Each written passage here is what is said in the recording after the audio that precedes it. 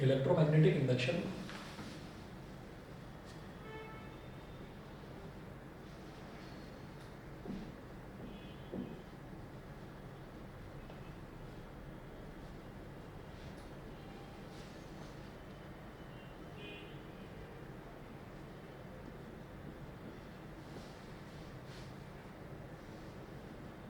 Electromagnetic induction electromagnetic induction में लिखिएगा the production of electricity from magnetism the production of electricity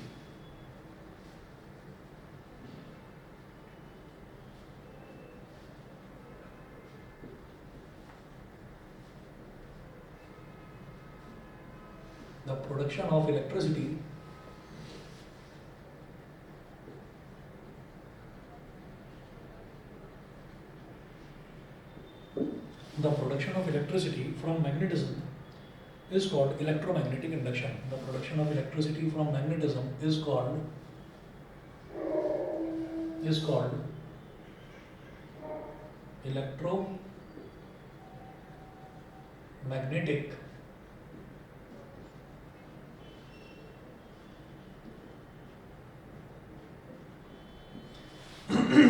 the production of electricity from magnetism is called electromagnetic induction.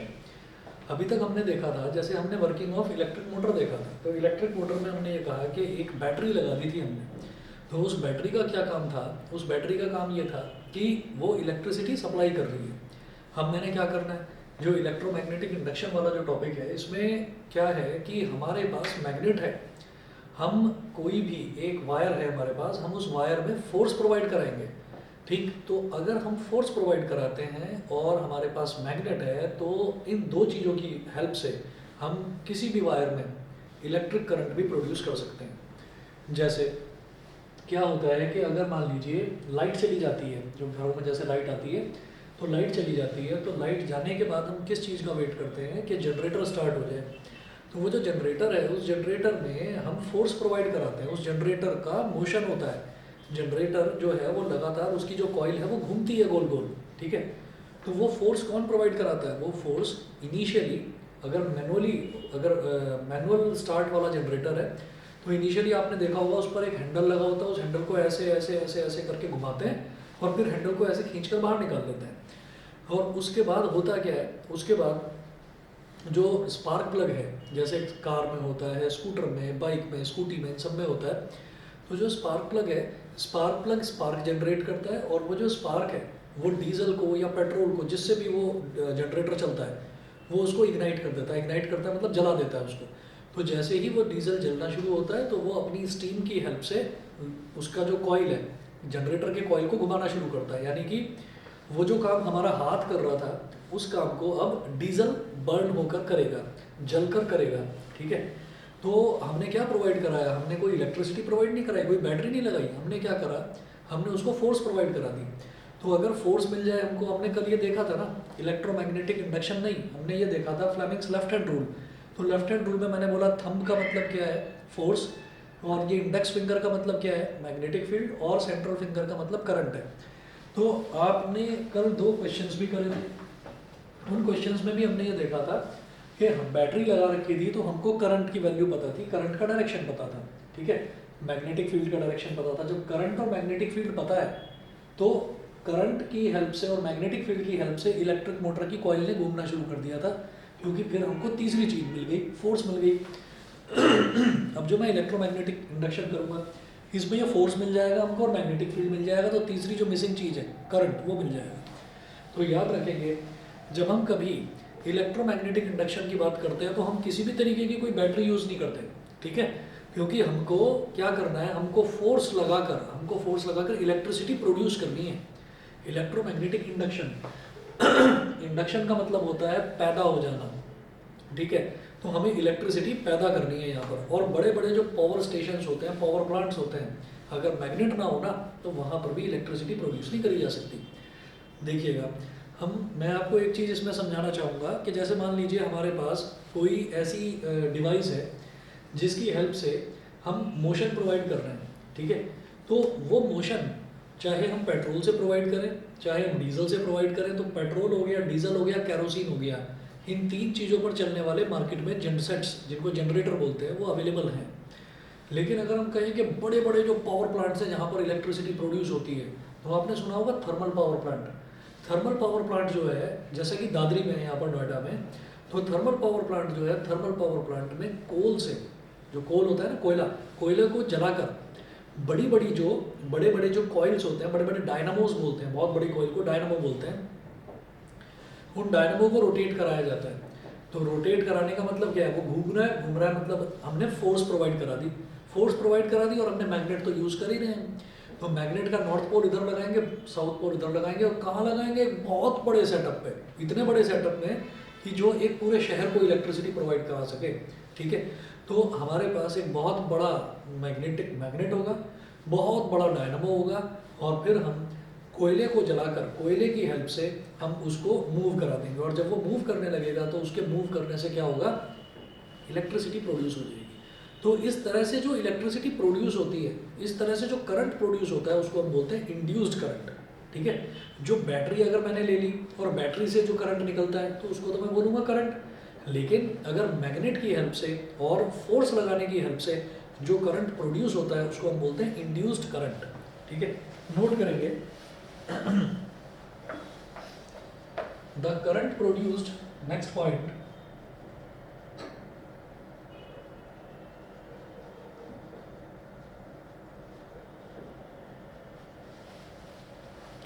the current produced by a moving straight wire in a magnetic field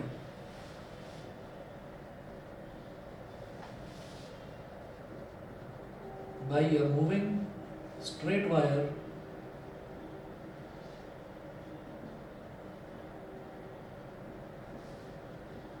in a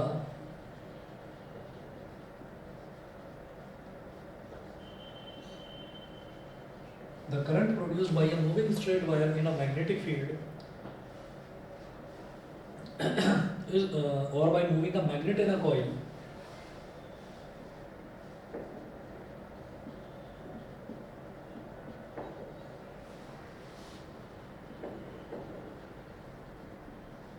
or by moving a magnet in a coil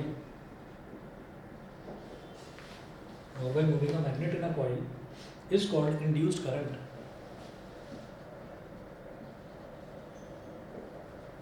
Is called induced current.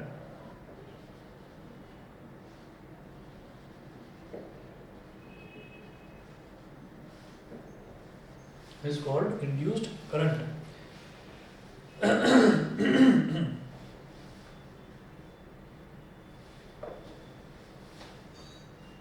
अभी शायद ये समझ में ना आ रहा होगा कि straight wire को कैसे मूव करें, मैग्नेट को कैसे मूव करें, अभी समझा रहा हूँ, बहुत बेसिक सा एक्सपेरिमेंट है, अभी समझाता हूँ। फिर नोट करें, the process of electromagnetic induction has led to the construction of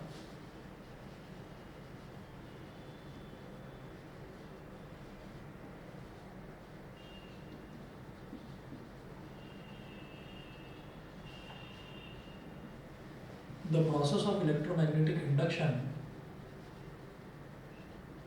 has led to the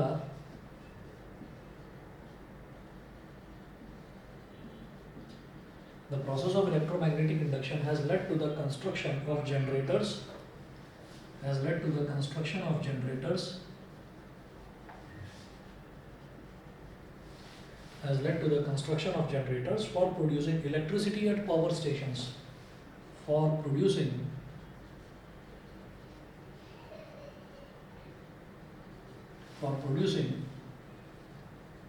electricity at power stations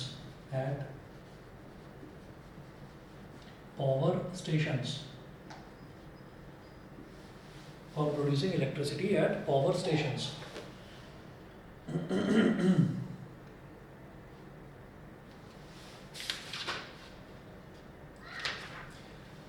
चलिए जी, इसके बाद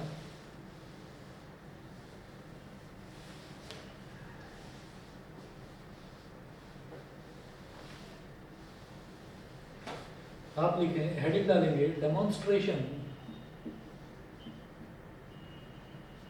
demonstration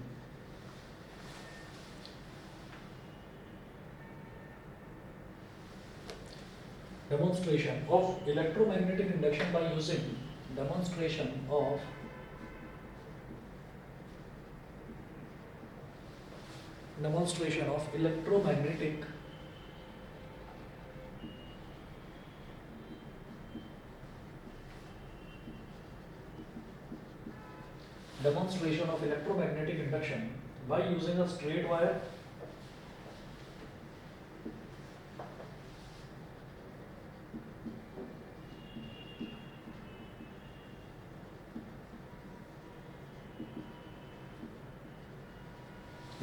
of electromagnetic induction by using a straight wire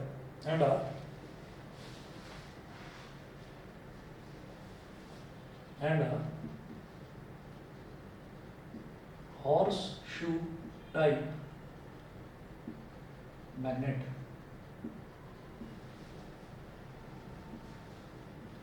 Electromagnetic induction by using a straight wire and a horseshoe type magnet. इसमें क्या करना है देखिएगा.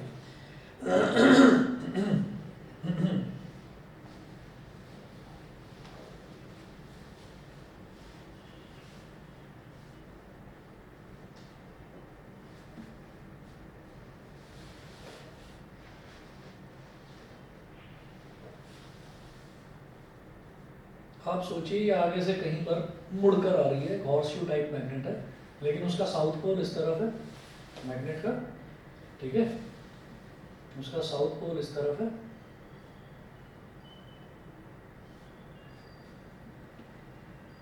और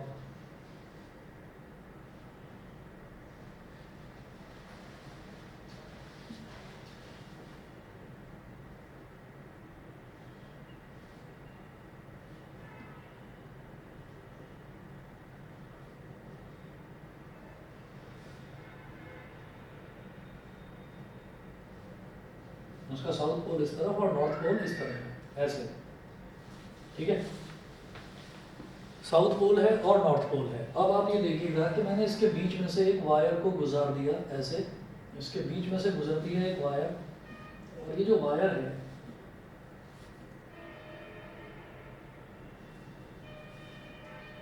इस वायर को आगे ले जाकर हमने एक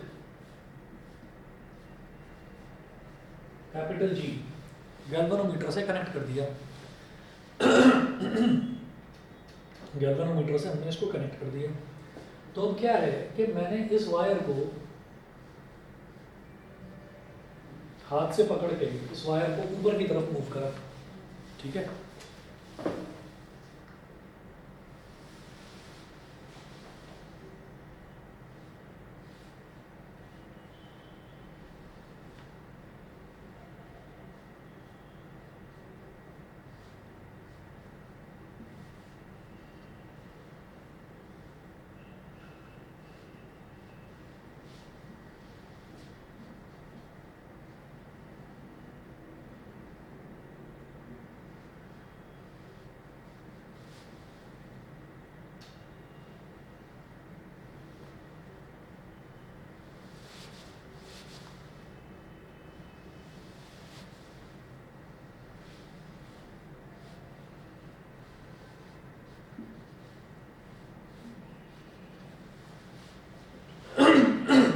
तो गैल्वेनोमीटर जो होता है, गैल्वेनोमीटर का काम सिर्फ और सिर्फ ये होता है, गैल्वेनोमीटर कभी भी ये मेजर नहीं करता कि करंट कितना है या वोल्टेज कितना है. गैल्वेनोमीटर सिर्फ और सिर्फ डिटेक्ट करता है करंट को. गैल्वेनोमीटर सिर्फ ये बताता है कि किसी भी सर्किट के अंदर करंट फ्लो कर रहा है या नहीं कर रहा है. तो आप ये देखो, ये तो एक वायर है सिंपल, इस वायर को गैल्वेनोमीटर से आपने कनेक्ट कर दिया. भाई आपने ना तो मेन लाइन में कहीं वायर को कनेक्ट करा है, ना आपने कोई बैटरी लगाई है, तो इस वायर में करंट कैसे फ्लो कर सकता है. तो यही इस चीज़ का बहुत अच्छा एप्लीकेशन है कि हमने क्या करा, हमने एक बार इस वायर को ऐसे पकड़ के, ये जो मैंने टेढ़ा मेढ़ा वायर बनाया है, आगे का जो ये टेढ़ा मेढ़ा वायर बना रखा है, इसका मतलब ये है कि वायर लंबा है. मतलब ऐसा नहीं है कि मैं इस वायर को ऊपर की तरफ शिफ्ट करता हूँ तो साथ में गैल्वेनोमीटर भी खिंचा हुआ आ जाता है. तो गैल्वेनोमीटर एक जगह पर हमने स्टेबली रख रखा है, ठीक है. तो आप ये देखिएगा कि जैसे मैं यहाँ पर जैसे मान लीजिए ये वायर है, ये वायर किसका है, माइक का वायर है, ठीक है, और ये लैपटॉप से कनेक्टेड है. ये वायर अगर आपको दिखाई दे रहा हो तो ये लैपटॉप से कनेक्टेड है. तो मैं इसको ऐसे ऐसे ऐसे ऐसे ऐसे ऐसे ऊपर नीचे कर रहा हूँ, तो लैपटॉप से जो इसका कनेक्शन है उस पर किसी तरीके का इफेक्ट नहीं पड़ रहा है, क्योंकि आगे ये वायर लूज है, आगे ये वायर ढीला है। ठीक, तो वही काम हमने यहाँ पर करा है। इस वायर को आगे थोड़ा लूज छोड़ दिया और गैल्वेनोमीटर को एक जगह टेबल पर कहीं पर फिक्स रख दिया। फिर मैंने क्या करा, मैंने इस वायर को ऐसे झटके से मैं ऊपर की तरफ ले गया। जैसे ही मैं इसको ऊपर की तरफ ले गया तो मैंने देखा कि गैल्वेनोमीटर जो है वो राइट की तरफ डिफ्लेक्ट हो जाता है। राइट की तरफ इसकी नीडल एक बार डिफ्लेक्ट होती है, डिफ्लेक्ट होकर वापस अपनी मेन पोजीशन में आ जाती है।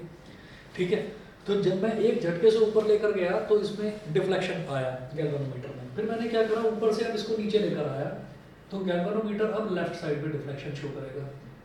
पहले इसने राइट साइड में डिफ्लेक्शन शो करा, फिर इसने लेफ्ट साइड में डिफ्लेक्शन शो करा। तो आप यहां पर लिखेंगे इधर करंट फ्लोज, करंट फ्लोज, तो करंट फ्लो कर गया। और लेफ्ट साइड में लिखना, इसमें लिखना current flows in opposite direction, in opposite direction.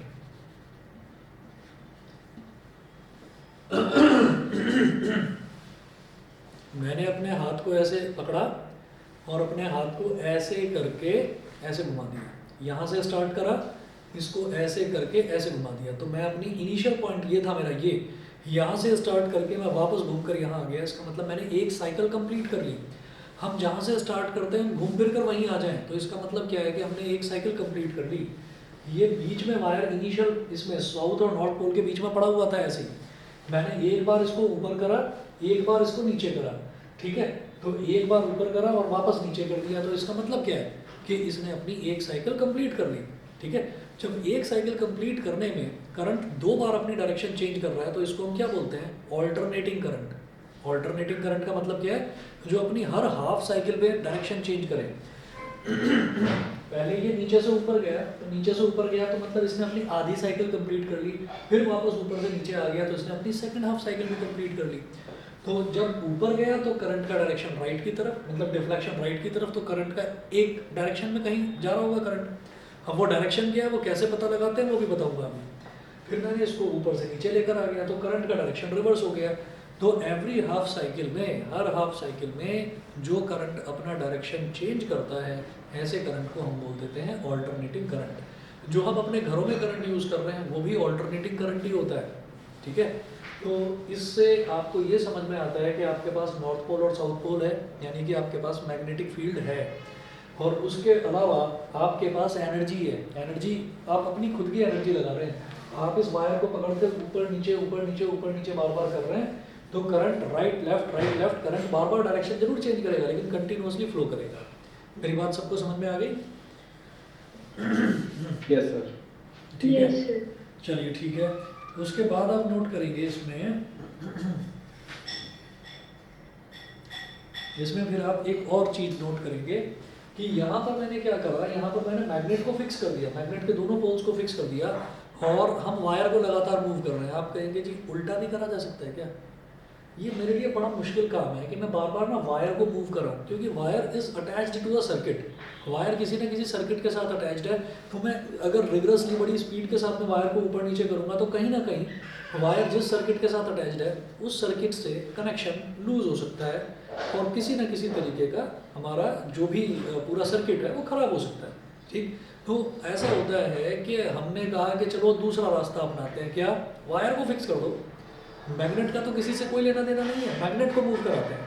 ठीक है, तो चलो देखो एक अगला डेमोन्स्ट्रेशन देखेंगे। ये तो आपने ये वाला कर दिया, इसमें लिखना कुछ नहीं है, इसमें लिखना कुछ नहीं है, बस ये इतना करना है।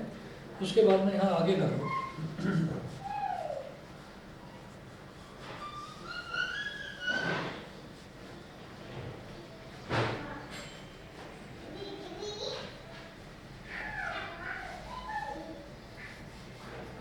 अच्छा, आप में से सभी बच्चों को मैं बता रहा हूँ कि अगर किसी भी बच्चे के थोड़े बहुत भी बीच के कुछ मैग्नेटिज्म के इसके नोट्स मिस हो गए होंगे, तो मैग्नेटिक इफेक्ट्स के मैंने पूरे अपने हैंड रिटन नोट्स हैं और पूरे के पूरे नोट्स दे दूँगा आपको। ठीक है ना?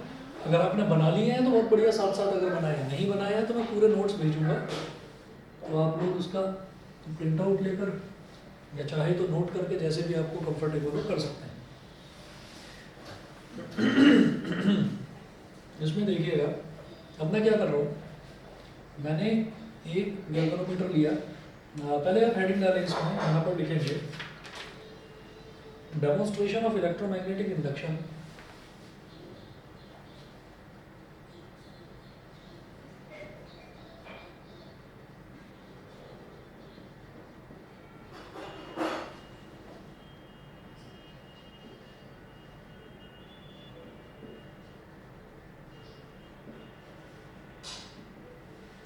demonstration of electromagnetic induction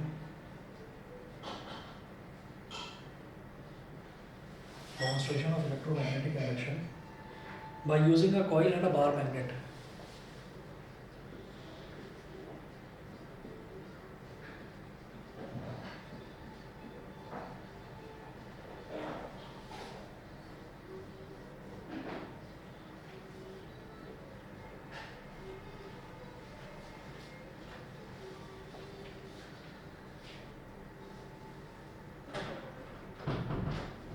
By using a coil and a bar magnet.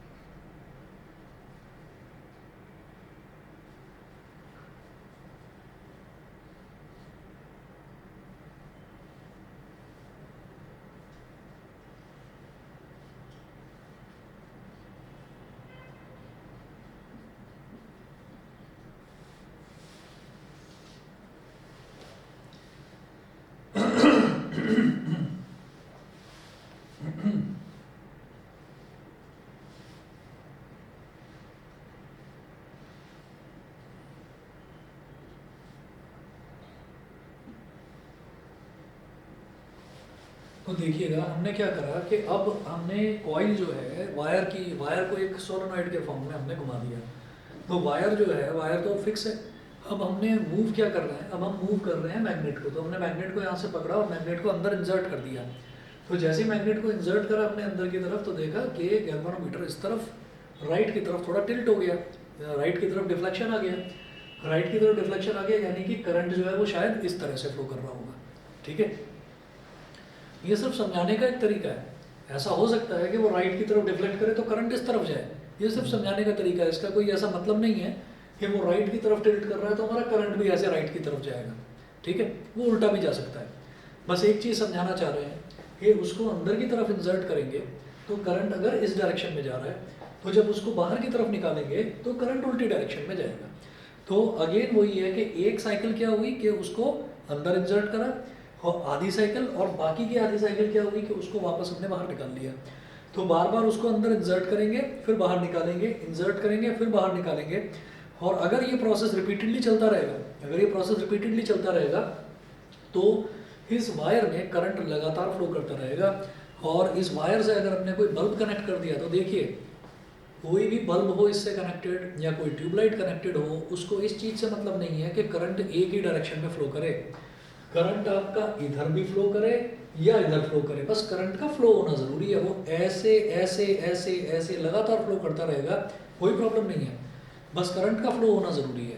ठीक है, तो बल्ब आपका कंटिन्यूसली ग्लो करेगा, ट्यूबलाइट कंटिन्यूसली ग्लो करेगी। मेरी बात सबको समझ में आ गई? बताइए, क्लियर है? यस। ठीक है, तो ये दो तरीके के डेमोन्स्ट्रेशन है और बड़ा आसान सा और इंटरेस्टिंग एक्सपेरिमेंट है। अगर स्कूल वालों को मौका मिला तो शायद करवाएंगे वो। चलिए जी, इसके बाद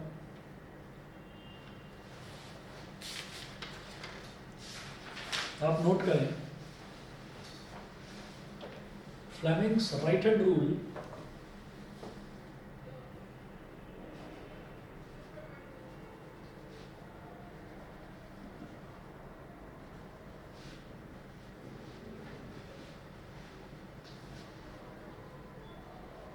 Fleming's right hand rule for the direction of induced current.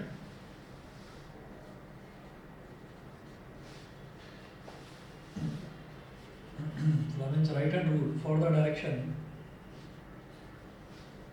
of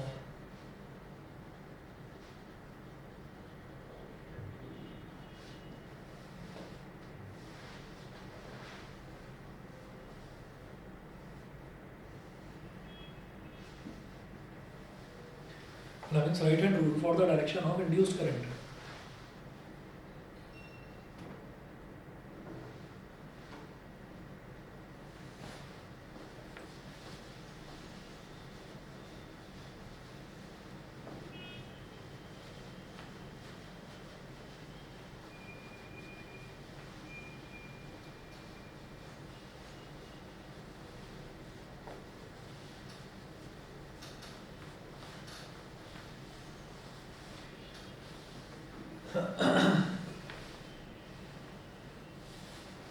note करें,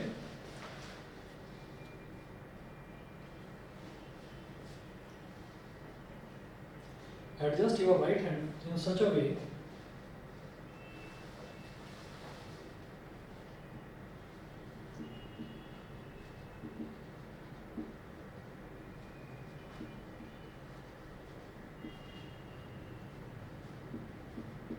adjust your right hand in such a way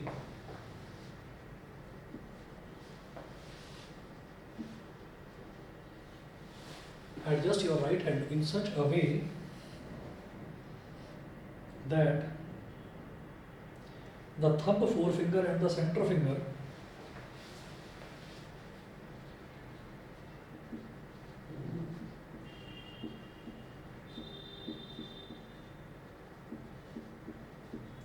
forefinger and the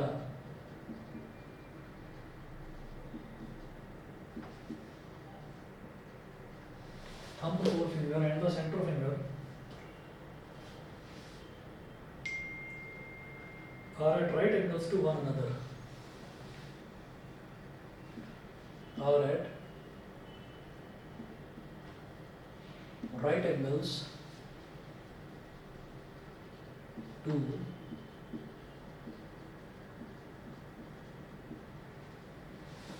are at right angles to one another. Are at right angles to one another. Then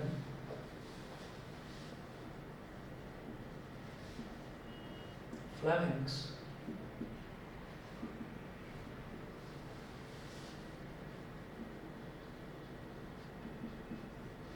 right hand rule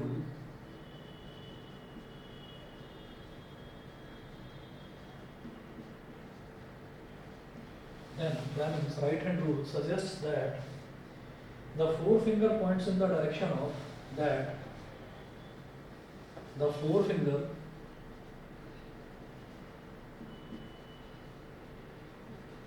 points in the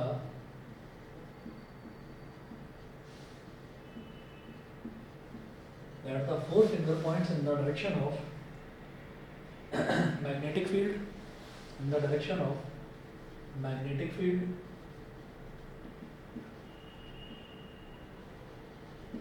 comma, thumb points in the direction of motion of conductor,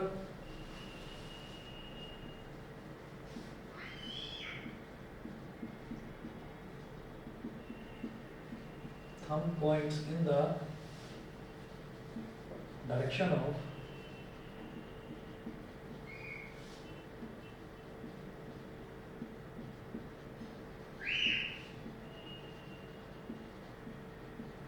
points in the direction of motion of conductor,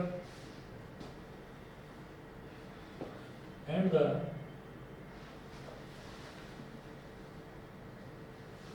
direction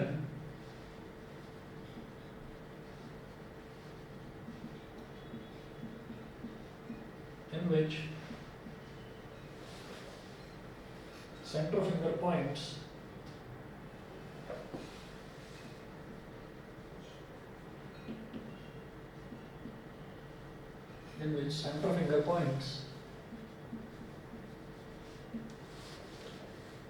gives the direction of induced current in the conductor, gives the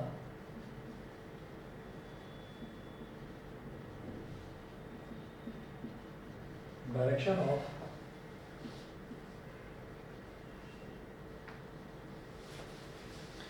induced current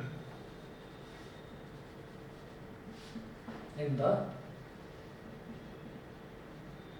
conductor, induced current in the conductor। तो ये होता है Fleming का right hand rule. अगर मान लीजिए हमारे पास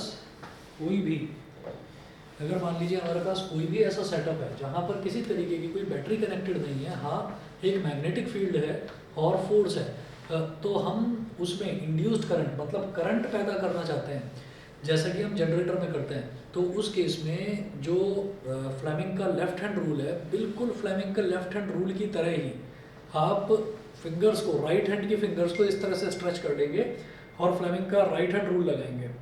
तो फ्लेमिंग का जो राइट हैंड रूल है, राइट हैंड रूल ये कहता है कि ये तो आपकी इंडेक्स फिंगर हो गई, ये सेंट्रल फिंगर हो गई और ये थंब हो गया।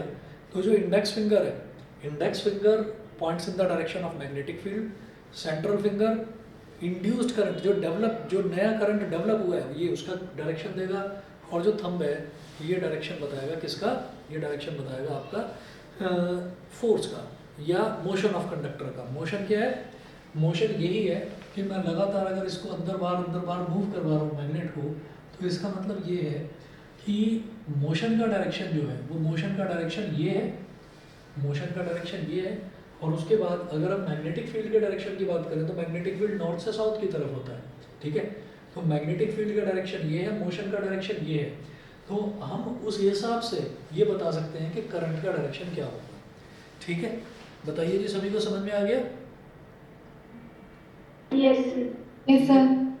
ठीक है, बस 1 मिनट वेट करिए, मैं अभी आ रहा हूँ। इस चैप्टर में अगर आपके यहाँ एसी जनरेटर करवाया गया है तो बता देना, वैसे ये चैप्टर खत्म है मेरी तरफ से। मैं अभी देखता हूँ अगर कुछ 1-2 क्वेश्चन हैं तो वो ट्राई करते हैं, नहीं तो खत्म है ये चैप्टर। बस 1 मिनट वेट करिए आप।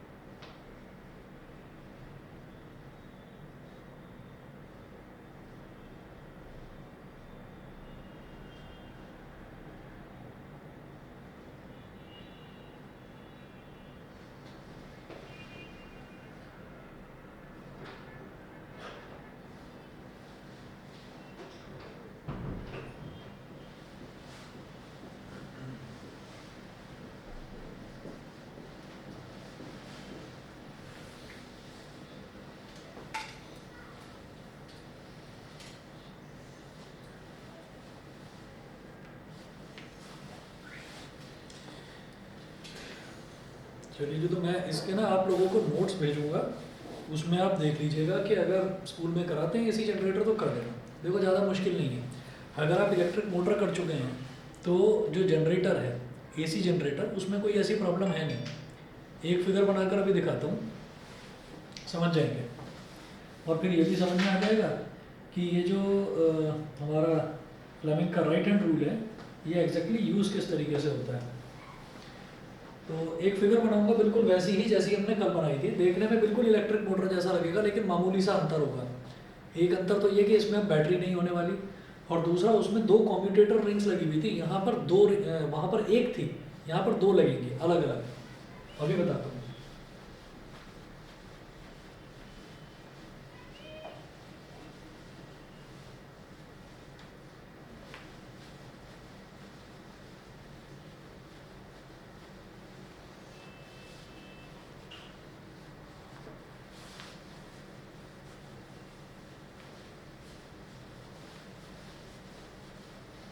अच्छा, नेक्स्ट मैं साइंस में चैप्टर शुरू कर रहा हूँ, फिर इफ़ यू से वो कर दूँ अपना, कौन सा ये पीरियोडिक क्लासिफिकेशन केमिस्ट्री, बता दीजिए।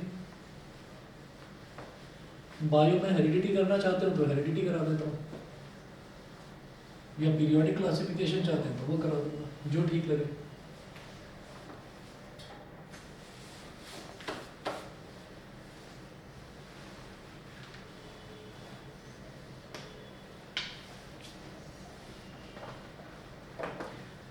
चाहे तो मेरे साथ ये डायग्राम बना लेना, अगर ना बनाना चाहो तो कोई बात नहीं, सिर्फ देख लेना, देखने भर से ही क्लियर हो जाएगा। क्योंकि आई एम नॉट श्योर कि एसी जनरेटर सिलेबस में है या नहीं।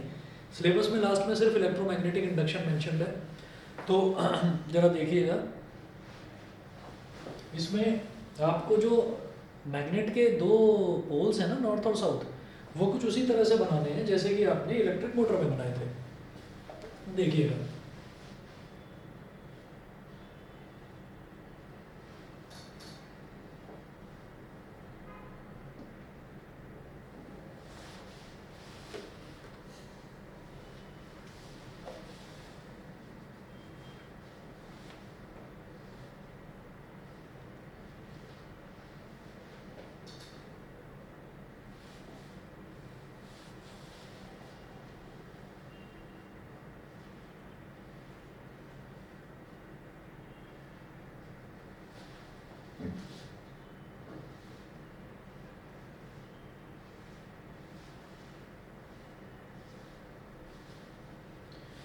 ये हमारा नॉर्थ पोल और साउथ पोल हो गया, ठीक है।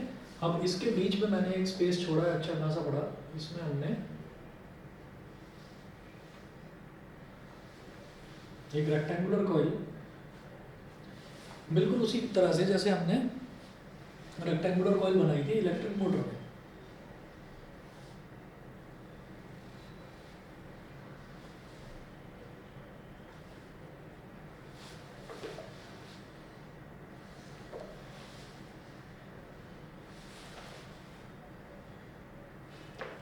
अब जैसे हाथ में पहनने वाला जो कंगन होता है ना, कंगन थोड़ा चौड़ा सा कंगन होता है, उसकी जैसी एक रिंग यहाँ पर लगाते हैं हम।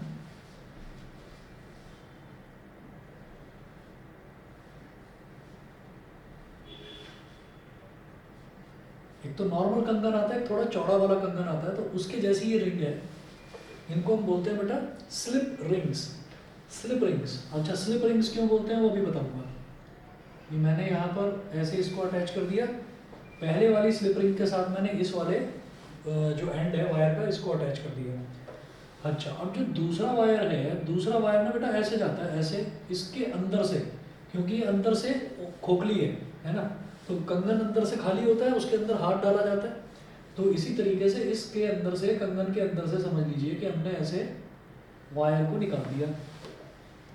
और वायर को निकालने के बाद फिर ऐसी ही कंगन जैसी एक और रिंग है, उसको दूसरी हमारी स्लिप रिंग बोला जाएगा। तो ये जो दूसरा वाला वायर है बेटा, ये इसके साथ में ऐसे अटैच्ड है, ठीक है। उसके बाद मैं ये कहूँगा कि जो कार्बन के ब्रशेस थे, कार्बन का एक ब्रश यहाँ कनेक्ट कर दिया हमने ऐसे B1। बिल्कुल नॉर्मली आप इसको समझिए, ये मत सोच कर समझो कि हम कोई नई चीज़ पढ़ रहे हैं, मामूली सा अंतर है। आप ये कहेंगे कि बिल्कुल इलेक्ट्रिक मोटर जैसा ही है, जनरेटर तो फालतू में हटाया है सिलेबस में से। एक हमने ब्रश यहाँ लगा दिया, इसको मैंने बोल दिया B2, ब्रश 1 और ब्रश 2 कार्बन के बने हुए हैं ये ब्रश, ठीक है। और इसके साथ हमने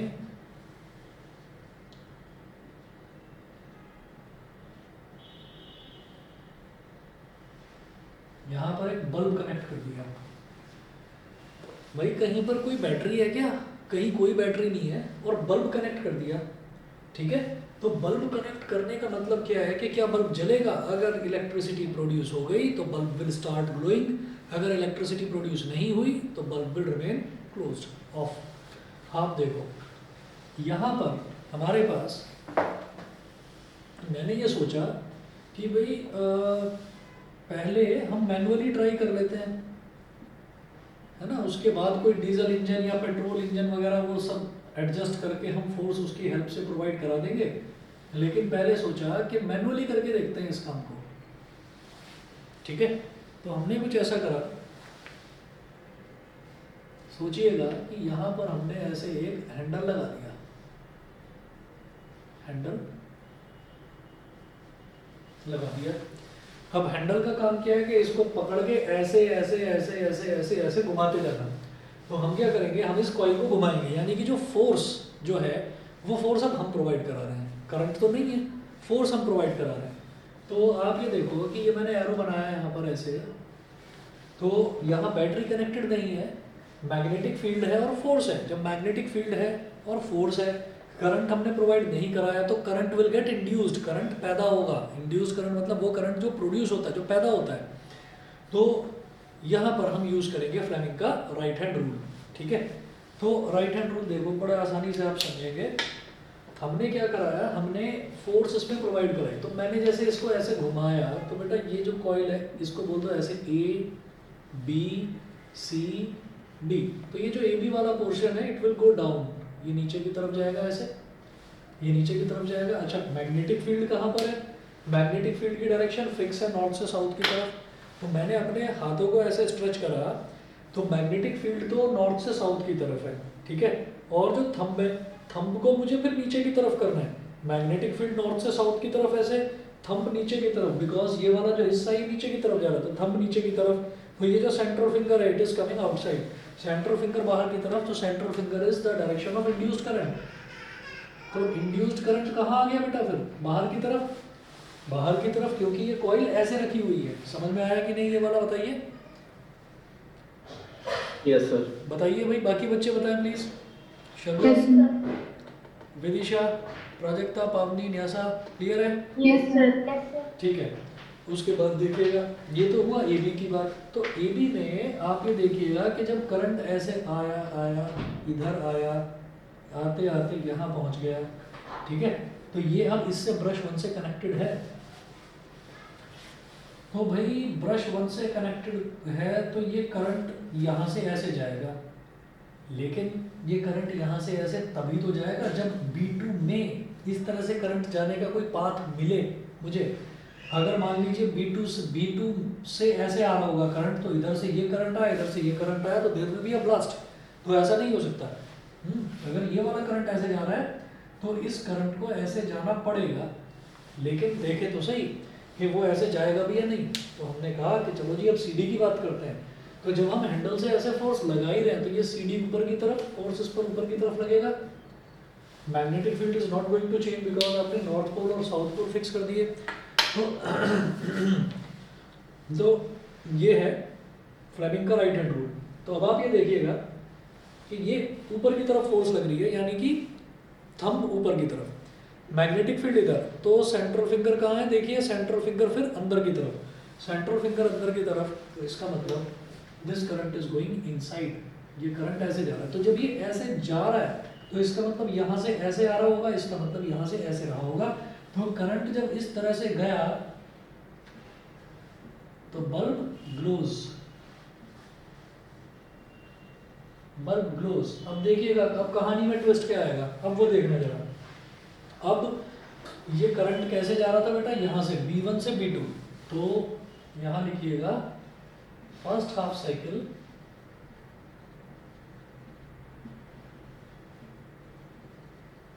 करंट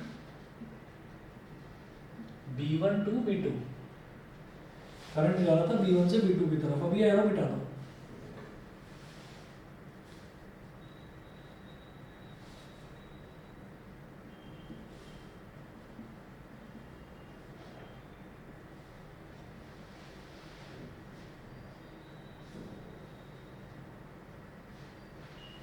अब देखिएगा, हटाइए,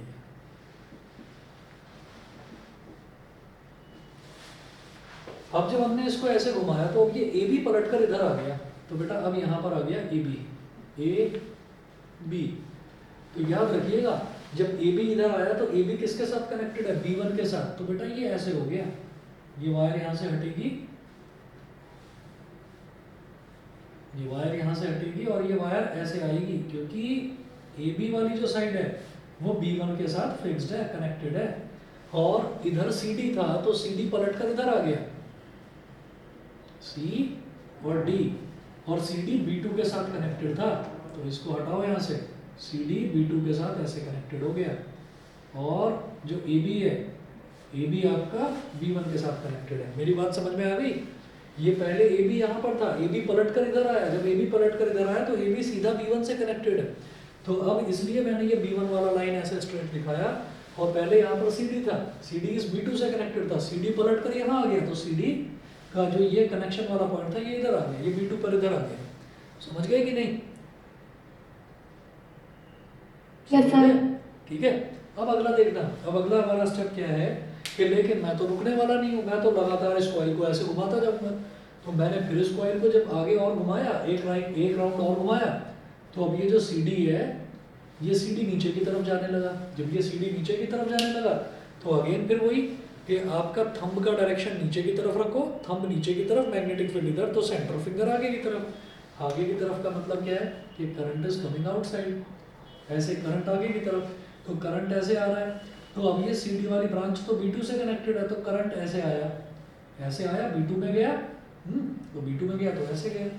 फिर अगर मैं AB की बात करता हूँ तो ये नीचे जा रहा है, तो ये कहाँ जाएगा? ऊपर की तरफ। जब ये ऊपर की तरफ जाएगा, फिर से फ्लेमिंग का राइट हैंड रूल लगाइए, तो थंब अब ऊपर की तरफ, और ये हमारा नॉर्थ से साउथ की तरफ मैग्नेटिक फील्ड, तो सेंट्रल फिंगर अंदर की तरफ, सेंट्रल फिंगर अंदर की तरफ।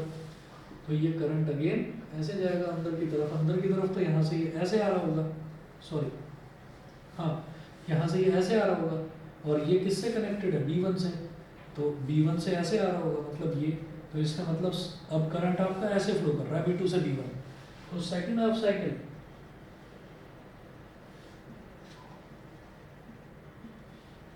सेकंड हाफ साइकिल के लिए current is going from B2 to B1। तो इसमें क्योंकि हर हाफ साइकिल में करंट अपना डायरेक्शन चेंज कर रहा है, वो लूप, वो जो कॉइल है वो घूमती रहेगी, कॉइल पे कोई अंतर नहीं है, लेकिन करंट अपना डायरेक्शन चेंज कर रहा है। तो इसीलिए यहाँ पर जो करंट हमारा जनरेट होगा that will be called alternating current, और इसीलिए इस जनरेटर को हम बोलते हैं AC जनरेटर। बताइए जी, क्लियर? Yes sir. क्लियर है? चलिए जी, इसी के साथ ये चैप्टर आपका कंप्लीट होता है, और जो आपकी नेक्स्ट क्लास है, अभी मैं कुछ दिन साइंस ही पढ़ाने वाला हूँ, क्योंकि मैथ्स हमारा ठीक चल रहा है, साइंस में थोड़ा सा हम पीछे हैं, तो मैं पीरियोडिक क्लासिफिकेशन वाला चैप्टर आपका स्टार्ट कर रहा हूँ मंडे से। ठीक है? Okay sir. चलिए जी, ओके। ओके। और 4-5 दिन की वीडियोस नहीं आई थी, तो मैं कल टाइम निकाल कर ना कल सारी वीडियोस भेज दूंगा आपको।